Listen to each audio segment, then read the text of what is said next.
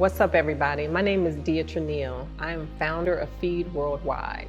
Feed is an acronym that stands for Facilitate, Educate, Empower, and Develop. Our vision is to help marginalized communities and people utilize their creativity and innovation to help establish wealth and to garner financial success.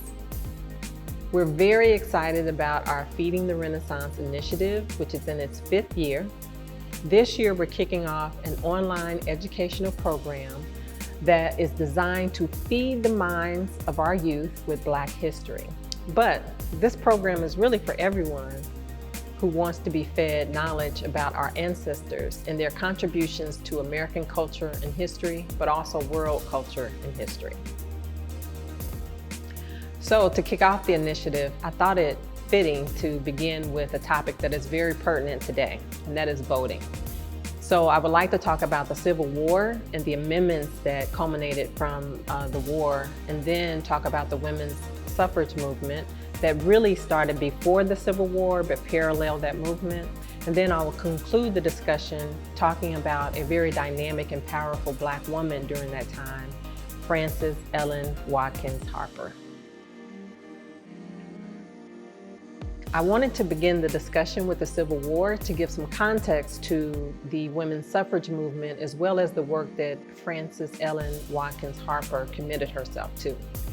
So the Civil War began in 1861. The war was fought it was the northern states against the southern states, and the southern states wanted to keep the system of slavery in place, while the northern states wanted to abolish slavery. Both were political and economic focuses. And so the war was fought. It ended in 1865. Lincoln was actually assassinated maybe 8 months after the war. Congress was able to pass the 13th Amendment after the war, which abolished slavery and involuntary servitude.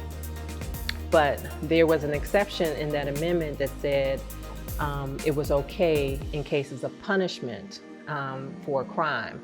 And so that clause was important because it's relevant to this day, and it's why we see this mass incarceration and centuries of incarceration for Black people. So after the 13th Amendment, that was the impetus for the Black codes, which eventually led to Jim Crow laws in the South, because Southern states wanted to keep Black people from citizen rights, right? So they hindered that in any way that they could. So when seeing that, Congress passed the Civil Rights Act, which gave citizen rights to Black people. At the time, Andrew Johnson was president after Lincoln was assassinated. Although he was for the abolishment of slavery, he was adamant about not giving rights to Black people. So he vetoed the Civil Rights Act. Congress was able to overturn that veto, and to take it a step further, they passed the 14th Amendment, which gave citizenship to Black people. And it also gave them federal protection to ensure those rights. So after that, in 1870, the 15th Amendment was passed, which said no one would be hindered from voting based on race, color, or their previous servitude.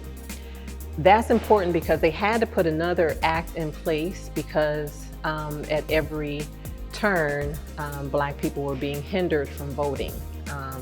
They had poll taxes, they had literacy tests, and they had the grandfather law, which stated that you could not vote unless your grandfather voted previously, which during that time, there was not many people, Black people, who fit that criteria. So the 15th Amendment was important for the women's suffrage movement, which actually started in 1840, because it gave Black men the right to vote.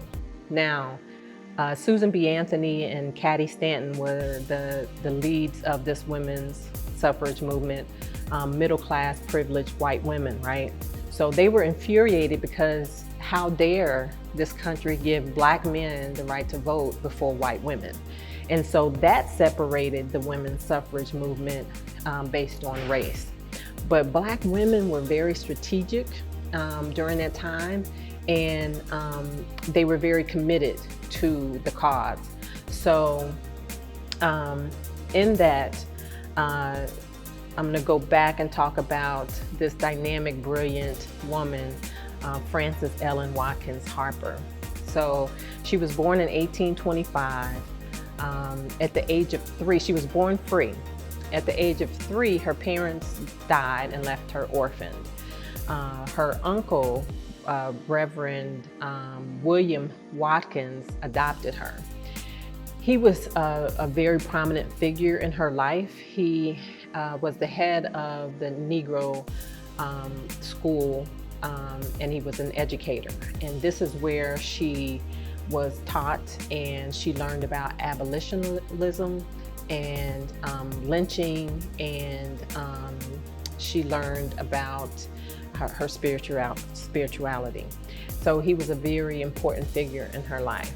So when she became of age in her early teens, she began to, some say she was a domestic worker, some say that she actually took on an apprenticeship. I don't know if there's a difference in what that means, but where she was working, she had access to a library of books. And that's where her love for books and writing began to flourish.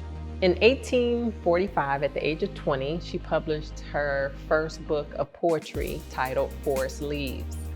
And she was a very charismatic woman, and she was able to navigate in between white and Black spaces. And this helped garner her relationships with publishers and other white people that helped her along to be able to publish her literature at that time.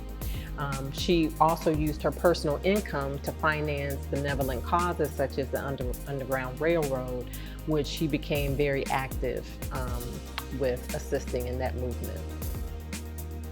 So between 1850 and 1852, she began teaching. She moved to Ohio, my home state, and she was the first teacher to teach at the seminary school there. And then 2 years later, she moved to Pennsylvania, where she began teaching.